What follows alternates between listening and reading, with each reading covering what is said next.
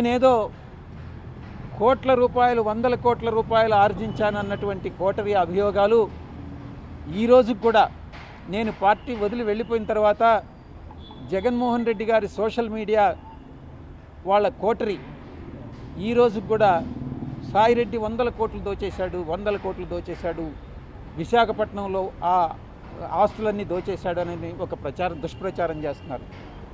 ఆ ప్రశ్నకు జవాబుగా నేను ఒక్కటే చెప్పా, నా యొక్క ఆస్తుల వివరాలన్నీ నేను మీకు ఇస్తున్నా, అదే రకంగా ఆస్తుల వివరాలన్నీ ఇచ్చా.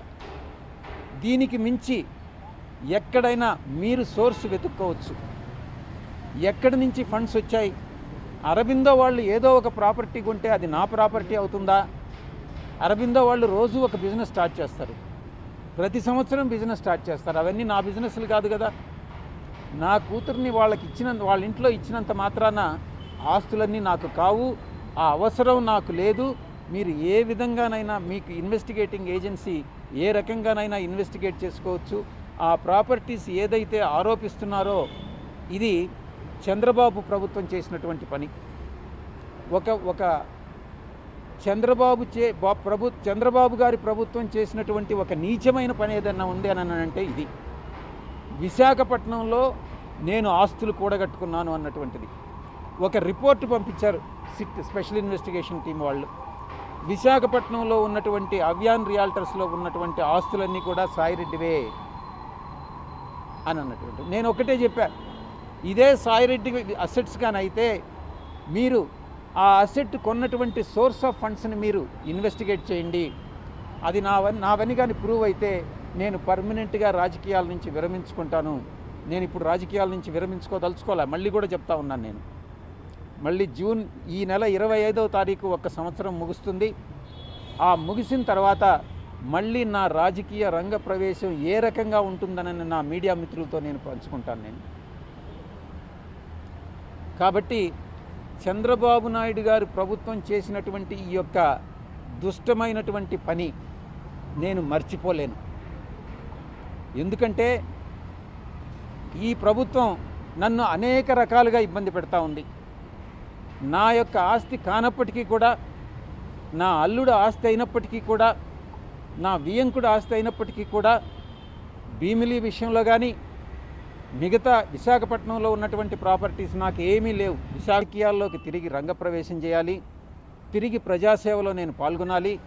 నాకు ఎవరైతే నా మీద దుష్ప్రచారం చేశారో వాళ్ళకి సరి అయినటువంటి బుద్ధి చెప్పాలి అన్నటువంటిదే నేను కోరుకుంటా ఉన్నా.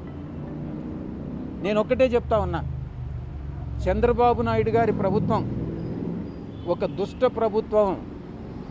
ఎందుకంటే ఏమీ నాకు సంబంధం లేనటువంటి విషయాల్లో నన్ను ఒక అక్యూజ్డ్గా ఇరికించి, కాకినాడ సీపోర్ట్ విషయంలో కానీ, ఈ యొక్క విశాఖపట్నంలో సిట్ నా పైన ఇచ్చినటువంటి స్పెషల్ ఇన్వెస్టిగేషన్ టీం ఇచ్చినటువంటి రిపోర్ట్ కానీ, ఇవన్నీ కానీ కేర్ఫుల్గా కానీ పరిశీలించి చూస్తే చంద్రబాబు నాయుడు గారి ప్రభుత్వం పాల్పడుతున్నటువంటి కక్షపూరితమైనటువంటి చర్యలు, చంద్రబాబు నాయుడు గారి ప్రభుత్వం అన్యాయమైనటువంటి యాక్టివిటీస్ ఏదైతే ఉన్నాయో, చర్యలు ఏదైతే ఉన్నాయో ఇవన్నీ చాలా స్పష్టంగా తెలుస్తూ ఉన్నాయి.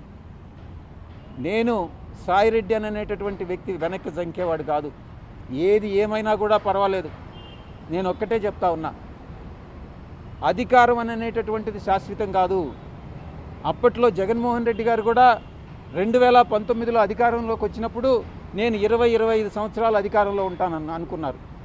ఇప్పుడు చంద్రబాబు నాయుడు, లోకేష్ బాబు కూడా ఈరోజు మేము అధికారంలో 20 సంవత్సరాలు ఉంటాం అనుకుంటా ఉన్నారు. కానీ అధికారం అనేటటువంటిది ఎవరిని అట్టిపెట్టుకొని ఉండదు. ప్రజాభిమానం చూరగొన్నటువంటి వాళ్ళే అధికారంలో ఉంటారు. నేను ఇంకా కూడా చెప్తా ఉన్నాను, ఈ కోటరీ ఇలాగే కొనసాగితే జగన్మోహన్ రెడ్డి గారు అధికారంలోకి వచ్చే ప్రసక్తి లేదు. ఈ యొక్క కూటమి అలాగే కొనసాగితే జగన్మోహన్ రెడ్డి అధికారంలోకి వచ్చేటటువంటి ప్రసక్తి లేదు. ఒక రాజకీయమైనటువంటి ఒక స్ట్రాటజీ ఉండాలి. ఆ స్ట్రాటజీ ఏందనంటే కూటమిని విడగొట్టగలిగినప్పుడే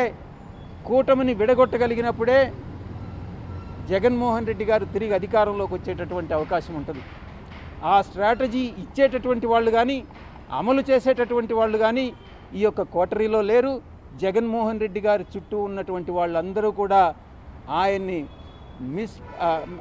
ఆయన్ని మిస్గైడ్ చేస్తూ ఉన్నారన్నటువంటి విషయం నేను తెలియజేస్తూ ఉన్నా.